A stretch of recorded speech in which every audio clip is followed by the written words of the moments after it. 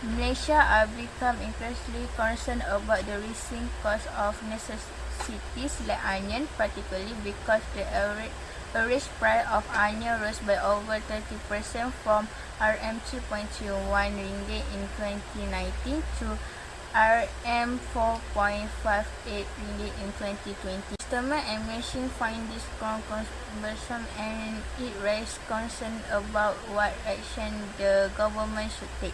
Subsidy and frequently employed to keep price stable, although their efficiency is debated. First, intervention in the market with price control.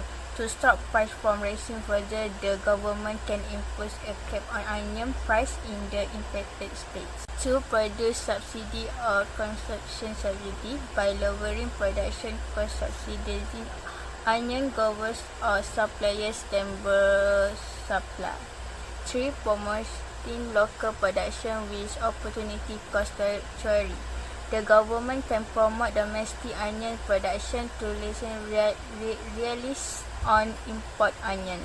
Hi, Assalamualaikum. My name is Adina binti Nordin. So today I will continue the presentation, which is my part is about the graph. First, price ceiling set. When the government set a price ceiling at RM4.50, which is below the original equilibrium price at E0, and the market price drops, the market price is forced down to a new lower price, which is at P1.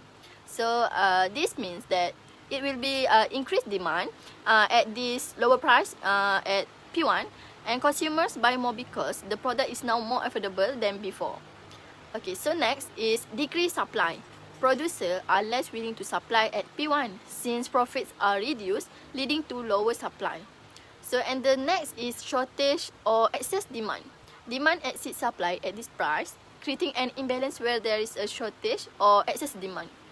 And from the graph, we can see that graph representation about the DD section of the graph shows the excess demand as consumers want more than what available at P1 because the price is more cheaper than before. Based on the look at the price point P1, there is excess demand for the Q0 Q1 and the Q0 Q2. This imbalance results because the price set affect the consumer demand. When the government set a new price of RM4.50, the quantity of onion available will now meet the overall requirement. The process continues until the equitable E0 will be reached when the supply meets demand properly without excess or a shortage. Based on the excess demand that occurs, the government needs to take several steps to deal with this problem. Among them is enforcing the law more strictly, such as monitoring the market among traders. This is said to be so because if this thing continues to happen, it will cause undesirable things to happen, such as traders will do the market in the dark widely and then cause dissatisfaction among consumers and traders who operate legally, as well as cause distrust in the economic system and the government. 1. The provision of production cost subsidies. Reducing production costs through subsidy is one of the primary strategies to assist onion farmers. Fuel, labour, seed, fertilizer, and other expenses can all have an impact on the product ultimate cost. 2. Establishing a minimum price for the onion sales. A minimum price can be set by the government to prevent suppliers and manufacturers of onion from selling at the uncompetitive price. Producers will benefit from the minimum price in terms of business continuity and the avoidance of price manipulation by retailer or wholesaler. 3. Offer training and education to producers. By teaching and education onion growers in more creative and effective planting techniques, the government can also help. By optimizing planting, irrigation and fertilization practice, this training program can reduce total operation expenses. In my opinion, subsidies to address rising onion prices may provide temporary benefits, but they also have several drawbacks or weaknesses can affect the economy in the long term. First, with subsidies, it can increase the supply of onions. This is because when production costs fall, producers can increase their supply because they can now offer products at lower prices.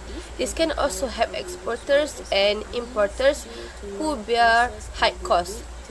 Second, helps to avoid supply shortages.